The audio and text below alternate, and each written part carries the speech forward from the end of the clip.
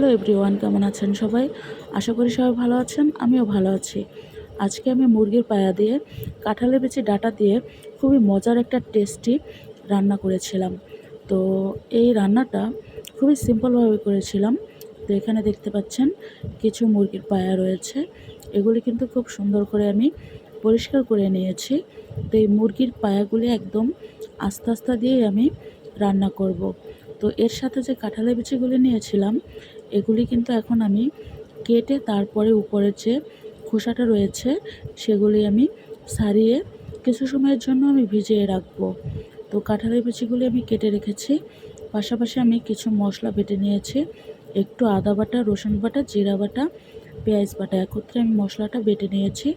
তারপরে কড়াইতে তেল দিয়ে মশলা কষিয়ে তার ভিতরে আমি কাঁঠালের বিচিগুলি দিয়ে দিয়েছিলাম। তো কাঁঠালের বিচিটা খুব সুন্দর করে হাফ সিদ্ধ হচ্ছে এবং আমি কিছু সময় পর পর লাড়িয়ে চাড়িয়ে দিচ্ছি। তো অলরেডি সুন্দর কষানো হয়ে গিয়েছে। তো এখন আমি এর ভিতরে মুরগির পায়াগুলি দিয়ে দেব। তো মুরগির পায়াগুলি আমি উপর দিয়ে দিয়ে দিচ্ছি। তো সব পায়াগুলি দিয়ে দেওয়ার পরে আমি এটা কিছু সময় লাড়িয়ে চাড়িয়ে দিচ্ছি। তো লাড়ানো চাড়ানোর পরে এটা কিন্তু আমি কিছু সময়ের জন্য ঢেকে দেব। তো ঢেকে দেওয়ার পরে যখন আমি ঢাকনাটা উঠালাম, তো উপর দিয়ে সুন্দর একদম ঘন হয়ে আসছে। তো এর ভিতরে কিন্তু আমি যে মশলাগুলি দেওয়ার সম্পূর্ণটাই দিয়ে দিয়েছি। তো এর ভিতরে লাস্টে একটু আমি জিরার গুঁড়া দিয়ে দেব। কাঁঠালের বিচিগুলি কিন্তু একদম খুব সুন্দর সিদ্ধ হয়ে গিয়েছে। তো মুরগির পায়াগুলিও খুব সুন্দর সিদ্ধ হয়ে গিয়েছে। তো একটু পরে আমি এর ভিতরে কেটে রাখা সেই ডাঁটাগুলি দিয়ে দেব।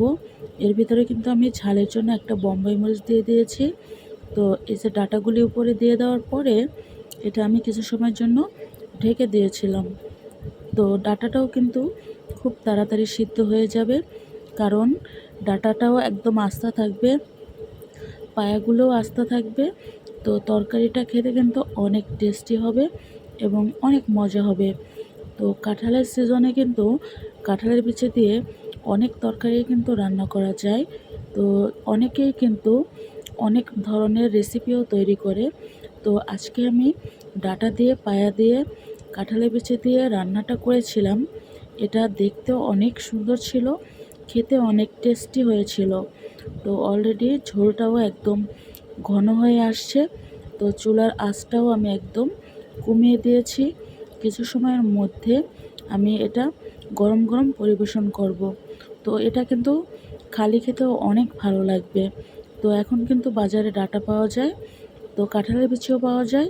তো আপনারা ঠিক এইভাবে একটা রেসিপি তৈরি করে দেখুন, অনেক ভালো লাগবে খেতে।